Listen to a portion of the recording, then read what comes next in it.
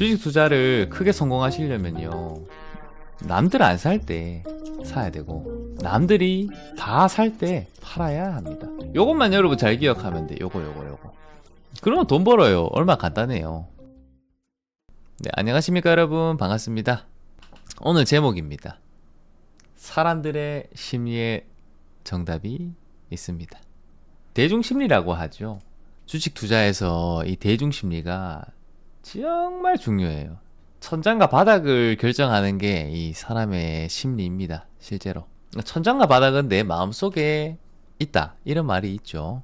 만인이 비가 날 때, 만인이 낙관할 때, 즉 심리 안에 있다는 거죠. 요거를 이제 잘 읽는 사람들이 보통 주식 투자에 성공을 하죠. 그러니까 주식이 어려운 거예요. 정말로 그냥 기업 실적 따라서 주가가 만약에 움직였다? 그러면 진짜 쉬워요. 근데 실적이 아무리 좋아도 마이너스 70% 그렇게 가는 경우가 많습니다. 도대체 뭐가 문제냐 그러면 심리를 몰라서 그래요. 그래서 주식이 어렵습니다.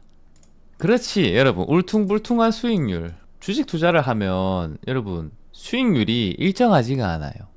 근데 우리는 일정한 생활을 살거든. 직장인은 매달 월급을 받습니다. 그러다 보니 규칙적으로 돈이 들어오는 거예요. 그러니까 매달 규칙적으로 뭔가 수입이 안 나오네? 그러면 불안해져요, 실제로. 투자는 원래 울퉁불퉁한 수익률입니다. 그러니까 불규칙적으로 수익이 온다고. 여기에 이제 주식 투자의 뭐 장점이자 단점이죠. 근데 여러분들이 만약에요, 규칙적인 수입을 원하시잖아요, 주식 투자로. 그러면 부자가 못 됩니다. 월급쟁이로 여러분 부자가 되기가 힘들죠. 월급을 뭐 한 달에 뭐 억씩 받으면 부자가 돼. 그럼 주식 투자 안 해도 되죠, 사실. 근데 그렇지가 않잖아요. 우리나라 평균이 한 뭐 300만 원대인데 주식 투자는 불규칙적인 수입이에요. 그렇기 때문에 못 벌 때는 못 벌지만 벌 때 확 벌 수가 있다고. 그게 바로 주식 투자를 하는 이유예요. 근데 문제는 불규칙적이기 때문에 우리 심리가 불안정해진다는 거지. 특히나 지금은 더 그럴 거예요, 여러분들. 최근에는 장이 그냥 많이 그냥 쭉 올랐기 때문에 돈이 막 벌렸다?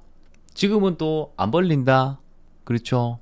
근데 사람은 이 생각의 관성이 있습니다. 내가 저번 달에 얼마 벌었고, 그러면 당연히 이번 달에 얼마 벌어야 될 것 같아, 이렇게 생각을 하거든요. 이거는 이제 일반 월급쟁이의 생각이에요. 여기서 벗어나야 되는 거지. 그렇기 때문에 여러분 심리를 잘 관리하셔야 돼요. 대중심리랑 이 시장은 뗄래야 뗄 수가 없어요. 왜냐하면 시장에 참여하는 사람들이 모두가 인간이거든. 이 사람은 심리를 가질 수밖에 없어요. 시장의 가격들은요, 여러분, 심리의 결과물입니다.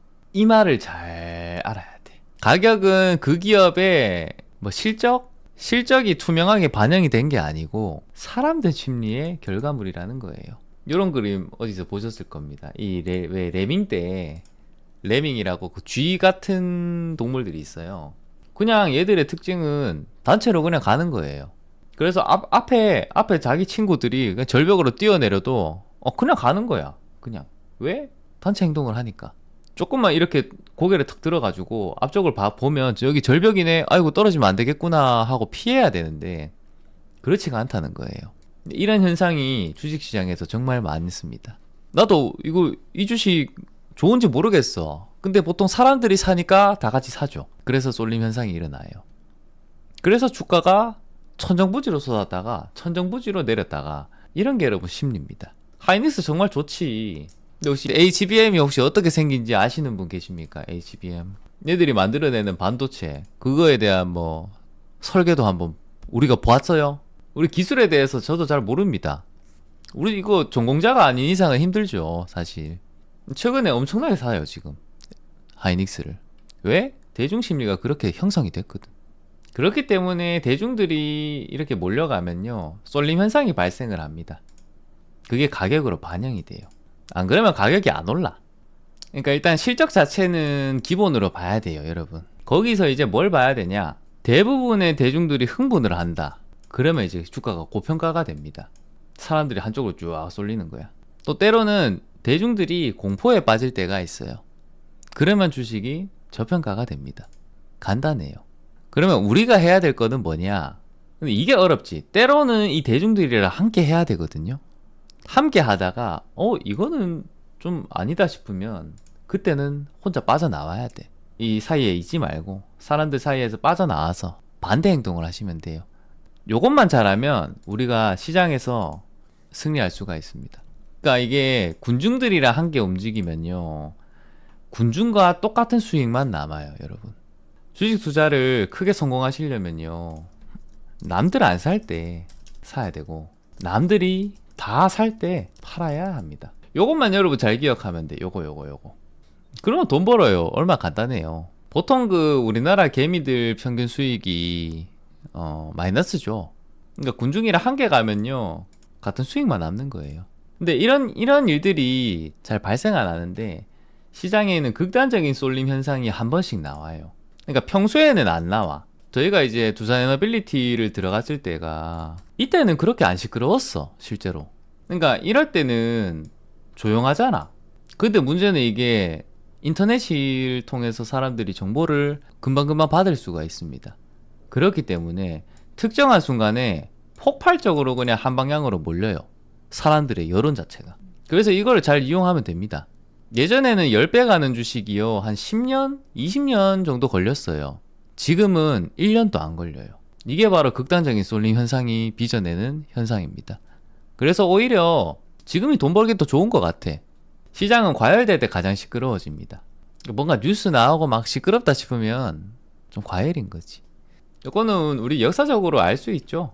옛날에도 5G 한창 인기 있을 때 얘가 5G의 대장이었습니다. KMW라고. 얘 보면 2015년 뭐 3,000원, 뭐 4,000원, 5,000원 하던 애가 8만원, 이렇게 7만원, 8만원 갑니다. 이거 2019년에 1년 만에 만원부터 7만원까지 쫙 땡기는 거예요.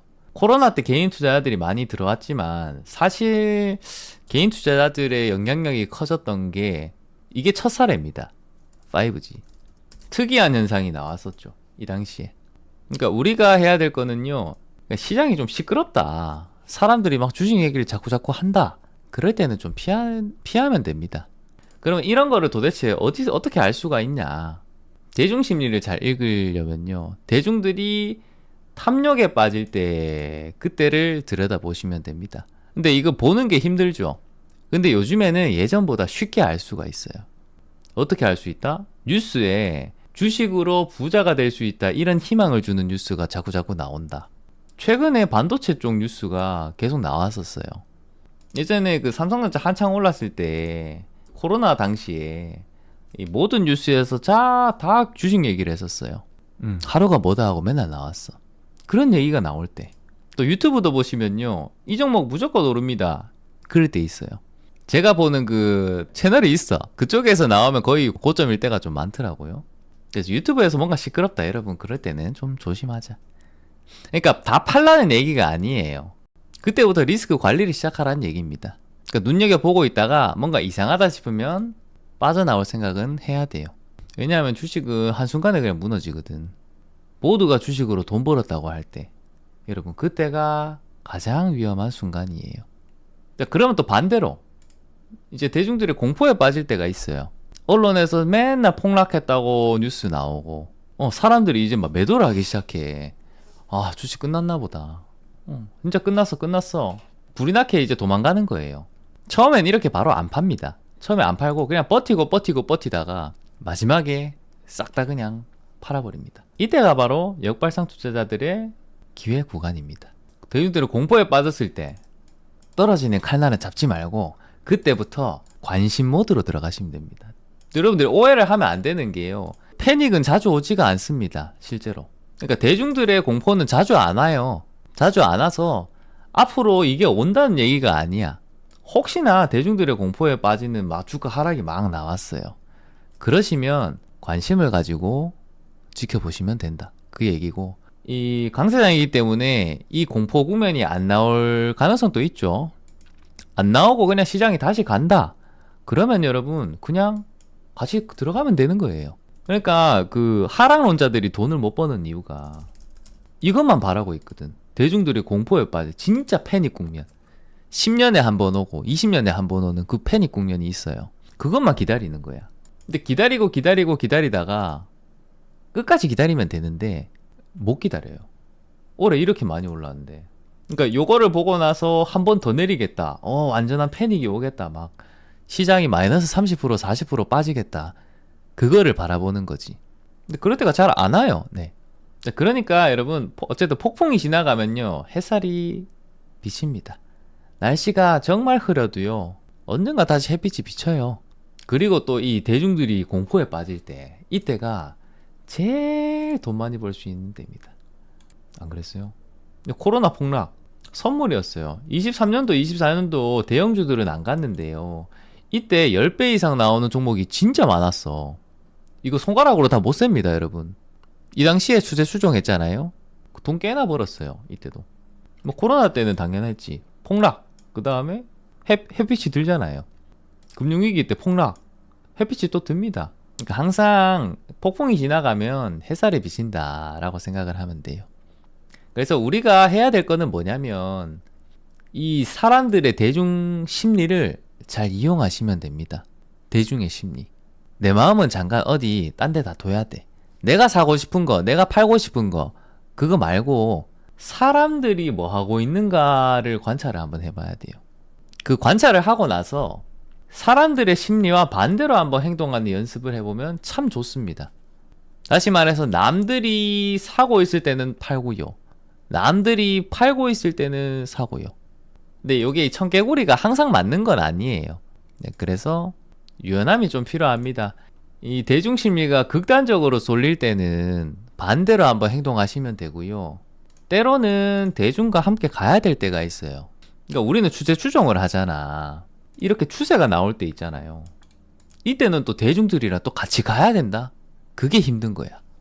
그래서 투자가 어려워요. 요거는 여러분들이 계속 연습을 하시다 보면 이때는 같이 하면 되구나. 이때는 대중들이랑 반대로 가야 되는구나. 청개구리가 돼가지고 그렇게 이제 이용을 할 수가 있어요.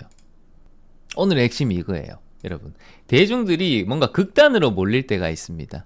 그때는 반드시 기회로 삼으세요. 요거는 아래로 내려갈 때도 그렇고 위로 올라갈 때도 그렇고요. 그때는 행동을 해야 돼요.